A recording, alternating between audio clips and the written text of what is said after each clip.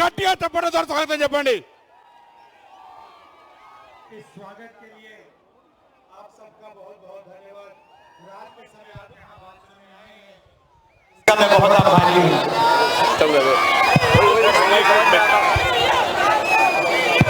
आपके सामने कुछ ही दिनों में तेलंगाना में चुनाव होने वाला है।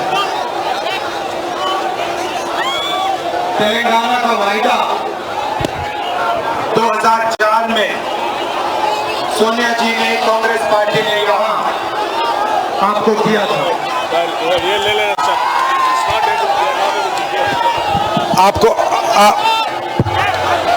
आपको याद होगा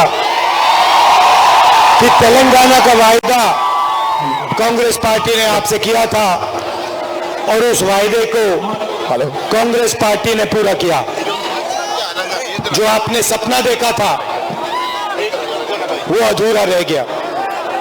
केसीआर ने आपसे कहा था कि वो तेलंगाना का सपना पूरा करेंगे, मगर वो तेलंगाना का सपना पूरा नहीं कर पाए। उल्टा उन्होंने भ्रष्टाचार के सब रिकॉर्ड तोड़ दिए और जितना भ्रष्टाचार यहाँ आजकल तेलंगाना में हो रहा है, शायद बाकी हिंदुस्तान में कहीं भी ऐसा भ्रष्टाचार नहीं हो रहा। एक परिवार पूरे स्टेट को कंट्रोल करता है, चाहे वो जमीन हो, रेत हो, शराब हो, पूरा का पूरा कंट्रोल केसीआर के परिवार के हाथ में है, उनके रिश्तेदारों के हाथ में है। हमने, मेरा आपके साथ राजनीतिक रिश्ता नहीं है, अब मेरा आपके साथ पारिवारिक रिश्ता है, मोहब्बत का, प्यार का रिश्ता है। तो मैं यहां आपको झूठे वायदे करने नहीं आया हूं, मैं आपको सिर्फ यहां सच्चाई बोलने आया हूं।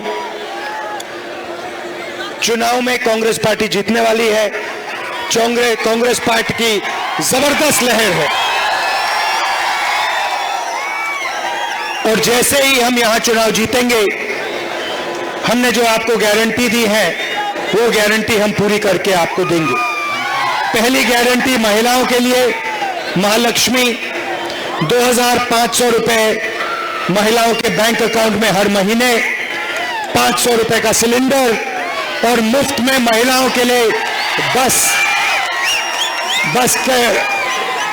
बस के टिकट। किसानों के लिए 15,000 रुपए प्रति एकड़ और मजदूरों के लिए 12,000 रुपए प्रति एकड़।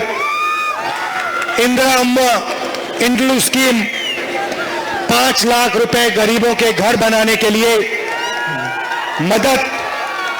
गृह ज्योति स्कीम 200 यूनिट हर महीने मुफ्त में बिजली और युवा विकासम 5 लाख रुपए युवाओं को स्कूल और कॉलेज की कॉलेज और कोचिंग फीस के लिए।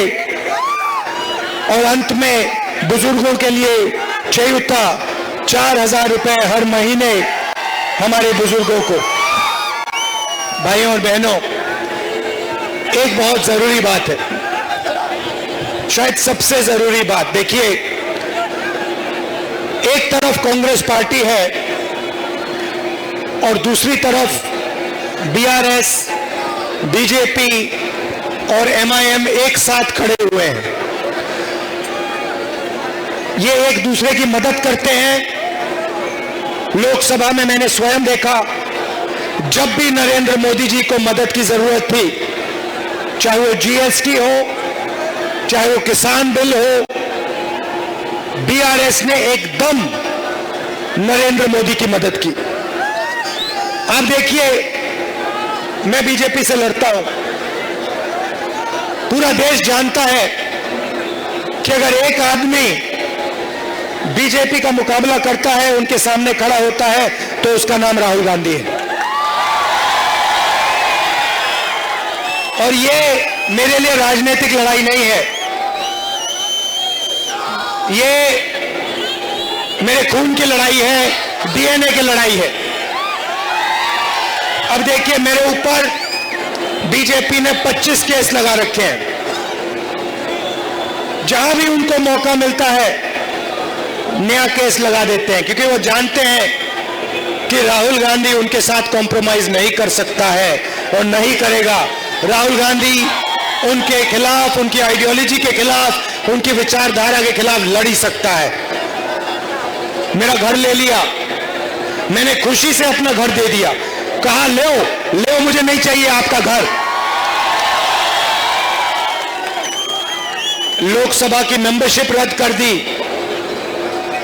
अब मैं आपसे सवाल पूछना चाहता हूं, मेरे खिलाफ 24 मुकदमे, मेरा घर छीन लिया, मेरी लोकसभा की मेंबरशिप रद्द कर दी।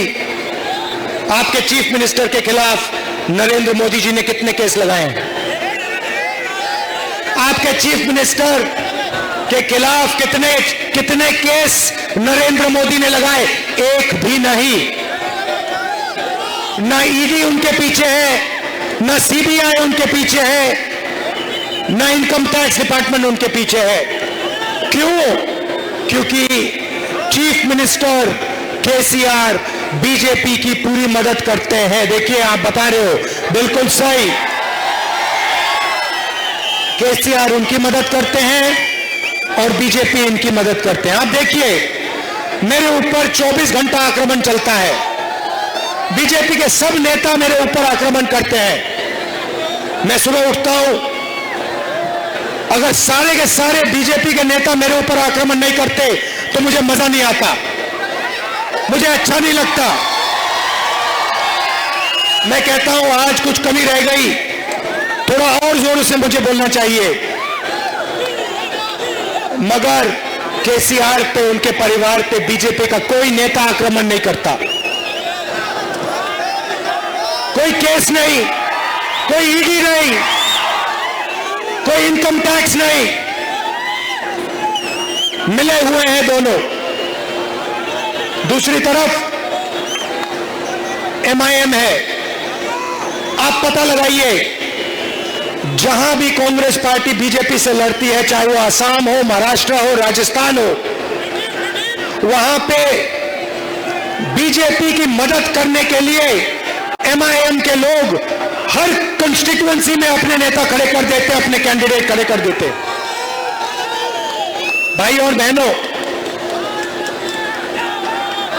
दिल्ली में बीजेपी को हराना है, तेलंगाना में बीआरएस को हराना है। ये तीनों एक साथ मिले हुए हैं, भूलिए मत। कांग्रेस पार्टी को पूरा समर्थन दीजिए। यहां पे लहर आ रही है, जैसे सुनामी आती है वैसे सुनामी कांग्रेस पार्टी की आने वाली है, और पहले यहां आएगी और फिर दिल्ली में आएगी। आखिरी बात मैं आपसे कहना चाहता हूं, बीजेपी के लोग पिछड़ों की बात करते हैं, ओबीसी की बात करते हैं, बीआरएस के लोग ओबीसी की बात करते हैं। मैं इनसे पूछता हूं, अगर आप ओबीसी को उतना चाहते हो तो आपने कास्ट सेंसस का जो डेटा है, जो कांग्रेस पार्टी ने कास्ट सेंसस किया था, जाति जनगणना की थी, उसका डेटा अपने देश को क्यों नहीं दिखाया? जैसे ही हमारी यहां सरकार आएगी, आप लिख के रख लो, तेलंगाना में कांग्रेस पार्टी जाति जनगणना करवाएगी, कास्ट सेंसस यहां हम करवाएंगे, और उसके बाद दिल्ली में जैसे ही हम चुनाव जीतेंगे वैसे हम दिल्ली में कास्ट सेंसस करवाएंगे, और ओबीसी की सच्ची जो शक्ति है, ओबीसी को हम उनकी सच्ची शक्ति दिखाएंगे। भाई और बहनों, आप यहां आए, आपने अभी मेरे साथ पदयात्रा चली, दिल से मैं आपका धन्यवाद करना चाहता हूं। दिल्ली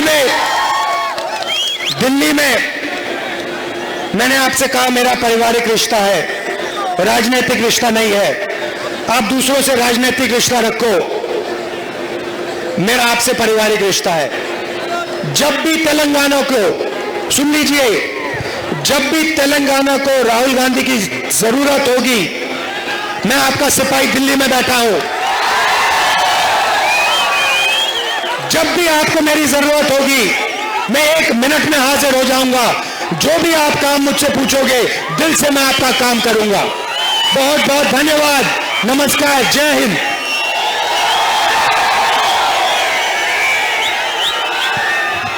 రాహుల్ గాంధీ గారి నాయకత్వం, సోనియా గాంధీ గారి నాయకత్వం, జై కాంగ్రెస్, జై జై కాంగ్రెస్, హస్తం గుర్తుకే, హస్తం గుర్తుకే, హస్తం గుర్తుకే. ధన్యవాదాలు మిత్రులారా.